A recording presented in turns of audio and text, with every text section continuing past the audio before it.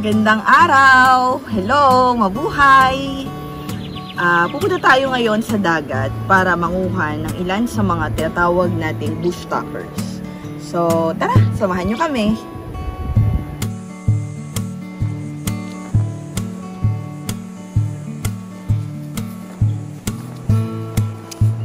Noong 2022, magnobyo pa lang kaming dalawa.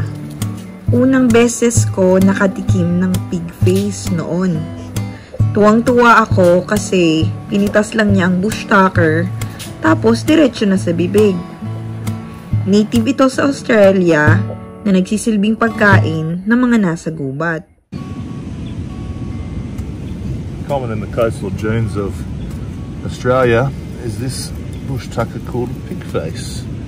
It's a succulent and it produces this lovely crab claw-like fruit, which is edible. You squeeze on that and eat him. Delicious.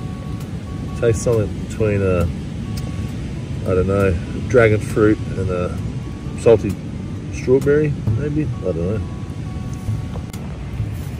Ito ang isa pa, kukunin natin to, hinog na.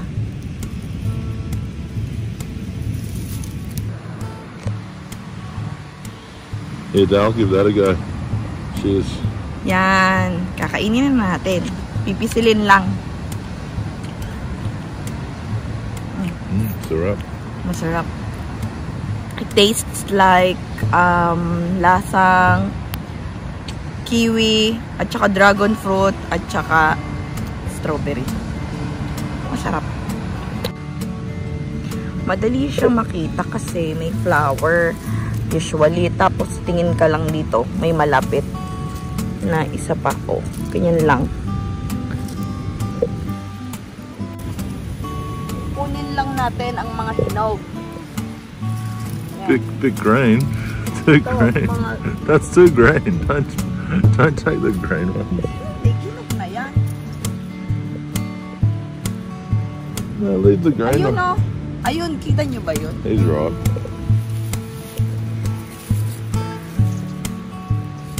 Malapit lang ito sa dagat. That's what they should look like. Not green. Yan. Ito, mga hilaw pa to. Sa mga susunod na araw, kukunin ko itong mga to. Yan, Yan, makikita nyo yan na malapit sa may dagat. Sa tabing dagat sila makikita. Ayan ang itsura ng hinog. Ari ang hinog. Ari din ang isa pa, hinog na din. Tsaka yun. So, kukunin na natin ang mga yan. Yan. May nakuha ko dito sa gilid na to na 4 na piraso pa. Dagdag ito dun sa mga nakuha namin kanina. So, napakasarap naman nito. Yan. Diba? Yan yung libreng pagkain na pwede natin kainin kapag nasa bush tayo o nasa malapit sa dagat.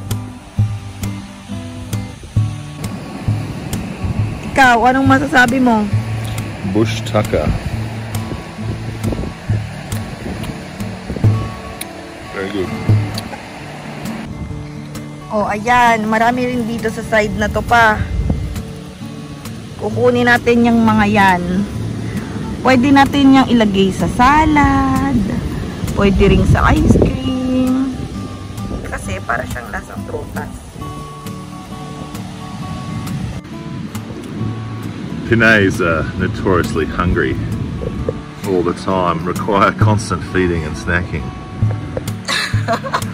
This little Pinay has learned to forage for the fruit of the pig face plant, so she never goes hungry. Yeah. Masarap talaga to. Bush tucker girl, they call her.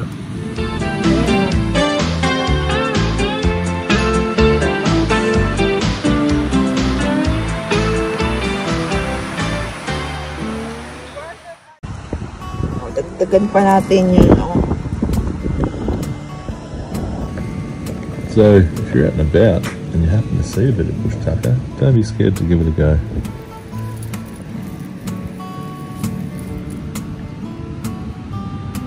Marami tayong nakuha. Ilalagay natin ito mamaya sa ating dessert. Ilalagay natin ito sa ating ice cream.